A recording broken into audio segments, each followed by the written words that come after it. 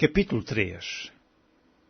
Estas, pois, são as nações que o Senhor deixou ficar, para por elas provar a Israel, a saber, a todos os que não sabiam de todas as guerras de Canaã.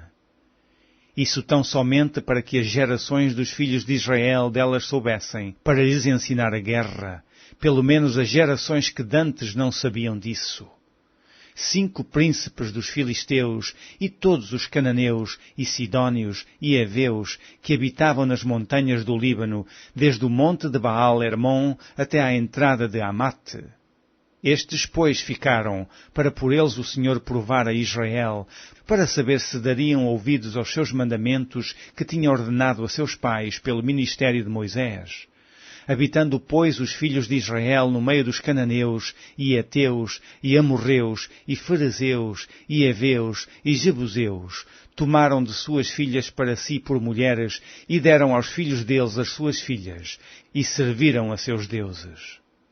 E os filhos de Israel fizeram o que parecia mal aos olhos do Senhor, e se esqueceram do Senhor, seu Deus, e serviram aos Baalins e a Astarote.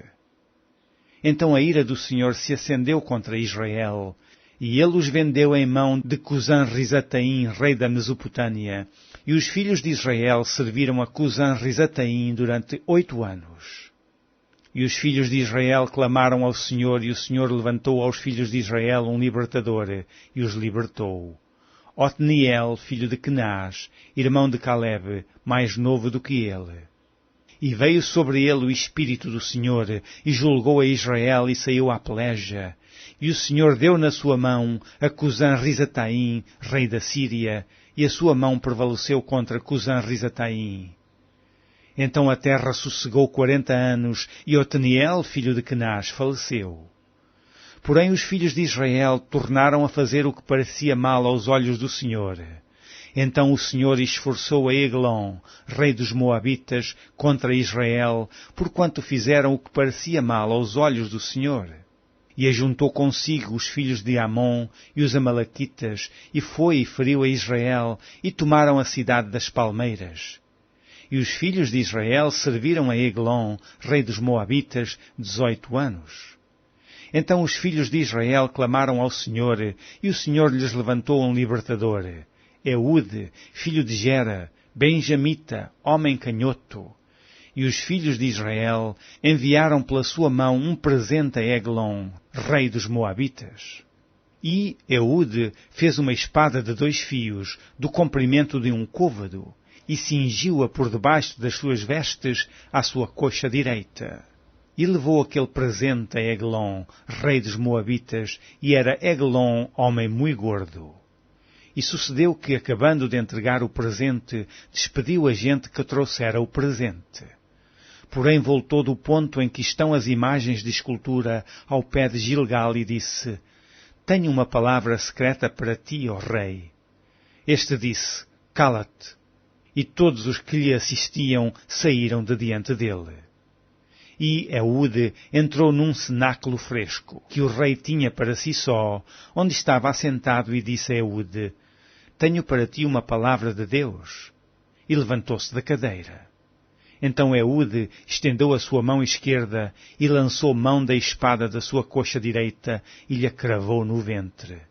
De tal maneira que entrou até à empunhadura após a folha. E a gordura encerrou a folha, porque não tirou a espada do ventre, e saiu-lhe o excremento. Então Eude saiu à sala, e cerrou sobre ele as portas do cenáculo, e as fechou. E saindo ele, vieram os seus servos e viram. E eis que as portas do cenáculo estavam fechadas, e disseram, sem dúvida está cobrindo seus pés na recâmara do cenáculo fresco. E esperando até se enfastiarem, eis que não abriu as portas do cenáculo. Então tomaram a chave e abriram, e eis seu senhor estendido morto em terra, e Eude escapou enquanto eles se demoraram, porque ele passou pelas imagens de escultura e escapou para Seirá. E sucedeu que, entrando ele, tocou a buzina nas montanhas de Efraim. E os filhos de Israel desceram com ele das montanhas, e ele adiante deles. e disse-lhes: Segui-me, porque o Senhor vos tem dado a vossos inimigos, os Moabitas, na vossa mão. E desceram após ele, e tomaram os vaus do Jordão, a Moabe, e a nenhum deixaram passar.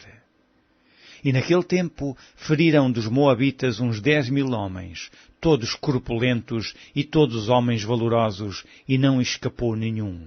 Assim foi subjugado Moabe naquele dia, debaixo da mão de Israel, e a terra sossegou 80 anos.